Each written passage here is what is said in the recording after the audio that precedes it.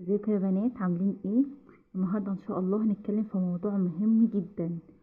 وهو التجويف اللي تحت العين. التجويف ده بيدي منظر وحش قوي، وكمان بيحسسك ان انت عندك هالات سودا.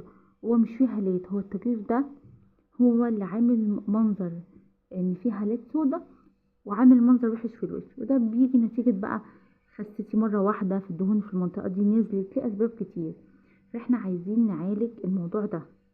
هقول لكم 3 طرق فعالة، هما ال3 طرق الوحيدين اللي تقدري تعالجي بيهم التجويف ده. اول حل وهو ده، وده انا مش بفضله خالص، وهي حقن الفيلر. ودي انا مش بفضلها لان لازم الدكتور يبقى شاطر جدا، وانت هتضطري كل شوية تحطي الحقن دي، هتضطري تستخدميها على طول. طيب في حلين تانيين، هم دول احسن حلين ونتيجتهم تحفة.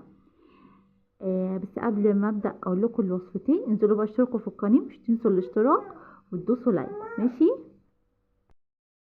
اول طريقه بقى، وهو ده حاجه بنجيبها من الصيدليه، اللي هو ايه؟ سيرم الهيرونيك اسيد. ده الحاجه الوحيده اللي بتملى التجويف ده وبتجيب نتيجه تحفه. سيرم الهيرونيك اسيد ده انا ما بقدرش استغنى عنه، ولازم احطه مرتين تحت عينيا. مرتين، مرة الصبح ومرة بالليل، مرتين بطبطبة على خفيف خالص. شهر بالظبط بتلاقي نتيجة تحفة. التجويف ده حرفيا بيتملي، ومنظر العين بيبقى صحي جدا، بيمنع التجاعيد وبيمنع التجويف حرفيا. ودي الحاجة الوحيدة اللي بتعملها، وفي شهر بتلاقي نتيجة. طيب لو انا مش عايزة اجيب ده، او مش متوفر معايا فلوس، او اي حاجة، عايزة استخدم حاجة طبيعية، نقدر نستخدم ايه؟ جل صبار. هتجيبي جل الصبار وبرده طبطبة خفيفة تحت العين مرتين في اليوم.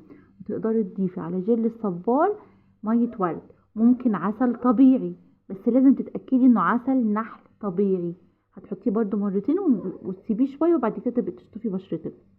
ده برده هايل. ممكن بقى تستخدمي زيت لوز حلو، وتحطي عليه جيبي كبسولات فيتامين اي وتحطي عليه نقطة، وتحطيه تحت العين، بيملى تحت العين جدا. وتحطيه قبل ما تنامي. دول الطرق اللي تقدري تستخدميهم وبتجيب نتيجة، بس بتجيب نتيجة اكتر من الهيالورونيك اسيد. يعني الهيالورونيك اسيد ممكن هتلاحظي نتيجة تحفة بعد شهر، دول هتلاحظي نتيجة حلوة برضو جدا بس بعد شهرين. بس لازم المواظبة. طريق وهو يعني التجويف ده بيخلي منظر الوش وحش، فاحنا لازم نواظب على الحاجات دي عشان نخلي مظهرنا جميل. يلا بقى، لو استفدتي من الفيديو بتاعي مش تنسي تعملي اشتراك وتدوسي لايك. مع السلامة.